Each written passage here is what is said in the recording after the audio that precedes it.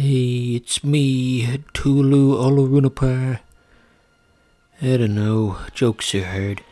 Anyway, so in the last episode, I swore off playing DBZ Kakarot ever again, but I decided that I wanted to give this game a fair shake. I looked up some long plays and I have a much better idea of what the pacing of this game is like, and I think we can do more with it. So that's exactly what we're gonna do. So last episode I complained about not being able to pick up all the rings at once, and then you saw me do it just then because apparently there was a spinny move that I was unaware of the first time. See, I'm learning so gosh darn much in between these episodes. This segment's a bit slow. There's no way to fast travel to the island of Master Roshi. I remember back when Dragon Ball was on Toonami in 2002, I want to say, they had the commercial where young Goku says, Master Roshi, you're stinky. And that was an actual quote in the show. And anyway, I was trying to talk to a kid on the bus about Dragon Ball, and he had never seen it, but he did know that one quote from the commercial. Should I be talking over the dialogue? Nice to meet you. Oh, the eternal struggle of how much do you let the characters talk?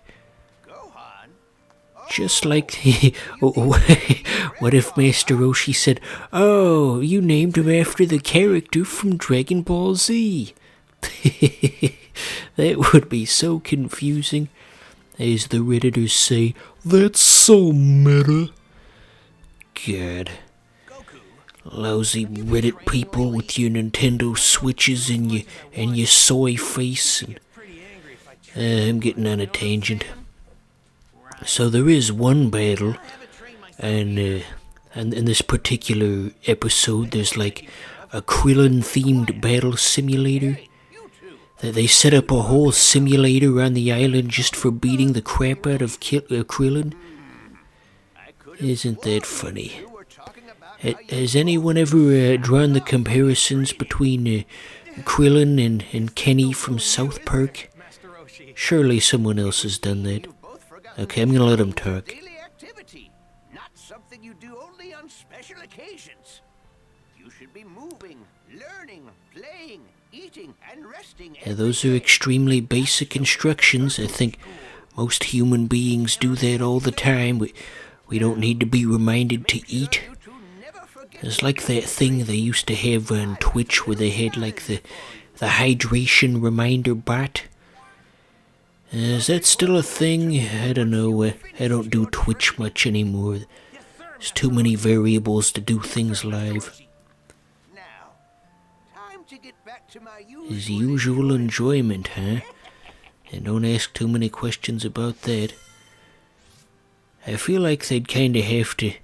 If DBZ were to come out today, Master Roshi's character would have to be kinda scaled back in terms of all of his pervy weirdness, because people are a lot less permissive about that sort of thing these days. Just like how in Pokemon, when they re-released Pokemon Red and Blue on the Switch as a Pokemon Let's Go, whatever, and they took out the pervy old man looking in the window, because I guess, he can't do that no more, because that was in Red and Blue originally, but not anymore. Okay, so I don't know much about this turtle character. He was more prominent in Dragon Ball, and I know Z a lot better than Ball. He doesn't have fully voiced lines, just grunting. So anyway, yeah, the turtle had no role in DBZ that I could think of. He's what you'd call a quaternary character. Not primary, not secondary, not tertiary, but a quaternary character. No importance to the plot at all. Greetings. This is like that one ProZD skit about cutscene dialogue versus in-game dialogue, and he has the, the beard, and he goes, "Roar." Yeah, you know that one. He's still with me? Hey, you see they got some cool still frames from the show? Good on them. You can tell the people who worked on this at Namco were fans of the series, how they included all of those, Easter eggs just for other fans out there to celebrate this show. I suppose you could call that fan service in a sense, but not like the gross kind of fan service, but rather the wholesome kind, not like the fan service, not that kind. You know what that's a reference to? I'd be legitimately surprised if you did, 'cause that was a reference to a YouTube video that isn't around anymore. I've tried finding it again in recent years, but it's not out there. It's pretty funny though. Gosh, those videos, I don't know what happened to them, but they had something like, "Your teacher's gotta stay with us 'cause a bunch of dirty Italians don't like him," and there was a plot about how Mr. Ratburn's house got bombed, and they're gonna start doing it on Wednesday, but isn't today Wednesday? And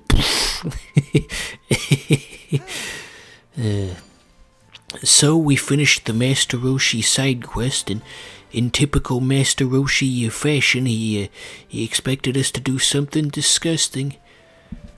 Oh, Master Roshi. Looks like that did the trick. Hey, look, we got an achievement for doing whatever it is he asked us to do. When do we get to beat up Krillin? That's what I want to know. What I want to know is, where's the caveman? Okay, should I read all the dialogue out in funny voices? I'll wait for the next box. So what yours? Fuck, it's going too fast. No, it's too fast for my feeble mind. I cannot speak at such speeds. I cannot move at incredible speeds like the final boss of Airzonk on the TurboGrafx 16. Literally, no one is gonna know what that's about. So let me elaborate. There was a YouTube comment on a gameplay video for Airzonk on the TurboGrafx 16, and somebody in that comment said, "Let this be a lesson, people." Fuck, how did it go? Something about when propelled by something, dinosaurs in leisure suits can move at incredible speeds. Fuck, what was that comment? I used to have it memorized. Oh, my mind is going. Oh, good heavens. Okay, so they're gonna teach us how to dodge and teach me how to Dougie. Remember when people used to say, "Teach me how to Dougie"? I have no one to talk to outside of my immediate family, but I assume other people said that out in the world. Maybe if I had gone outside at some point, I would have heard that from somebody. Yeah, teach me how to Dougie. Teach me how to Dougie. Everybody love me. Everybody love me. That was a heck of a thing. So yeah, this is the Krillin Battle Simulator, just like in the show. Yeah, we seem to be holding our own. I think we get to unlock a move afterwards. We just gotta punch Krillin in the head enough times and we'll get rewarded for it. So they're teaching us like the burst moves, I believe.